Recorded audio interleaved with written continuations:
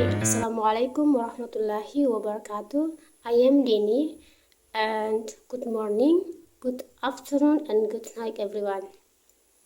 So, now I will explain or telling about the work of the Souls of Black Folk by the boys.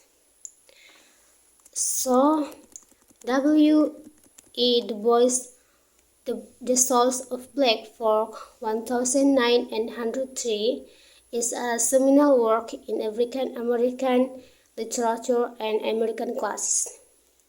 In this work, Du Bois proposes that the problem of the 20th century is the problem of the color line.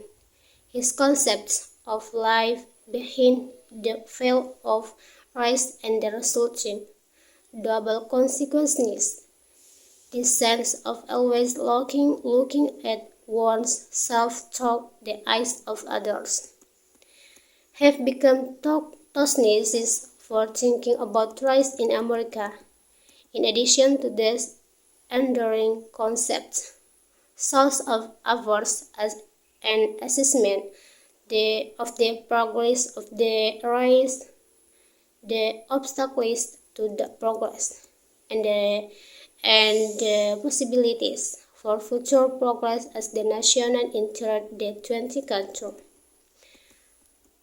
So Du Bois explains the years immediately following the Civil War and, in particular, the Freedmen's Bureau's role in Reconstruction. The Bureau's failures were due not only to Southern opposition and national neglect, but also to mismanagement and courts that were biased in favor of black litigants. The war did have successes as well, and its most important contribution to progress was the founding of African American schools. Since the end of Reconstruction in 1876,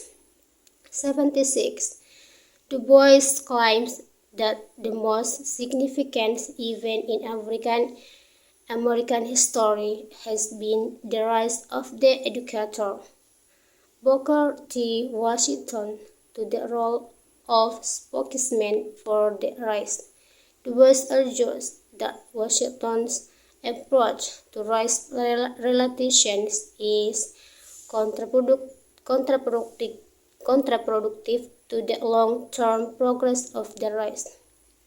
Washington's acceptance of the segregation and his emphasis on material progress represents an old attitude of adjustment and submission. Du Bois asserts that this policy has damaged African American by contributing to the loss of the vote, the loss of civil status, and the loss of aid for institutions of higher education.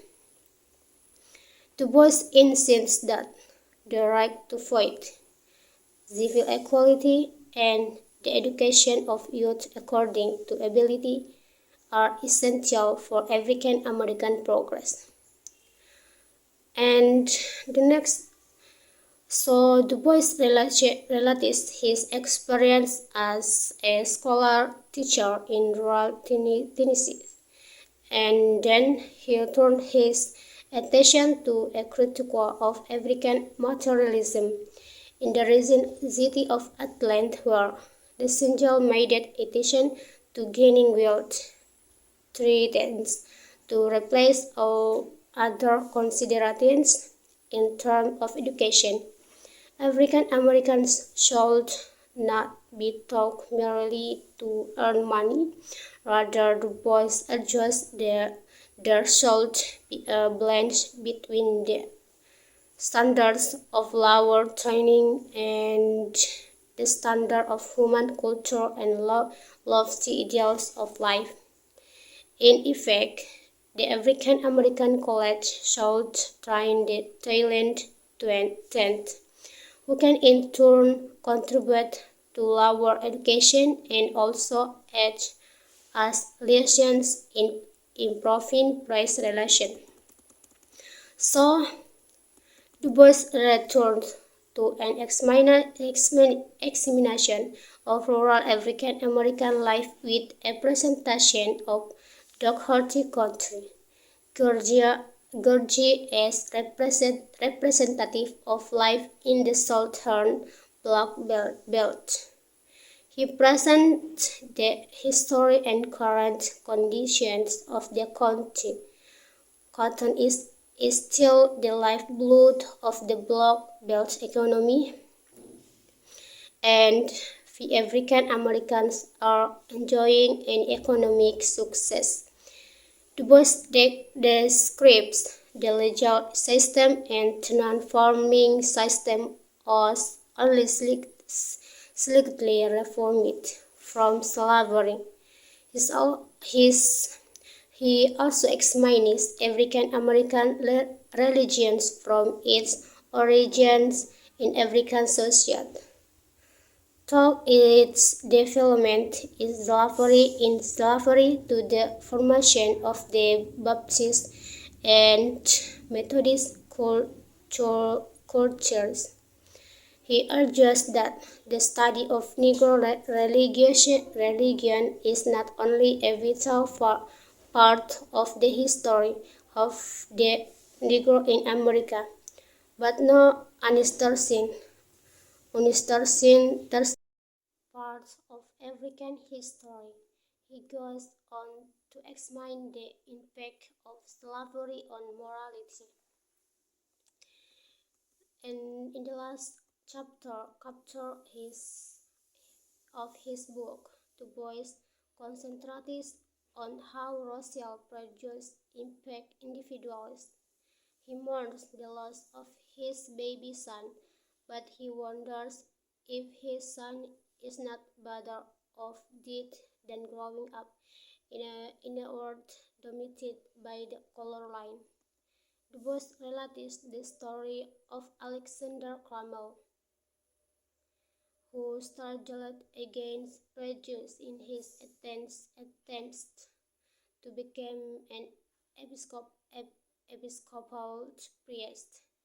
And of the coming of John, Du Bois presents the story of a young black man who attends an education.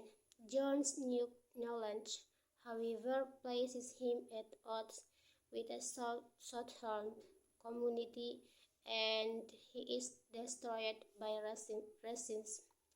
Finally, Du Bois concludes his book with an essay on African American spirituals.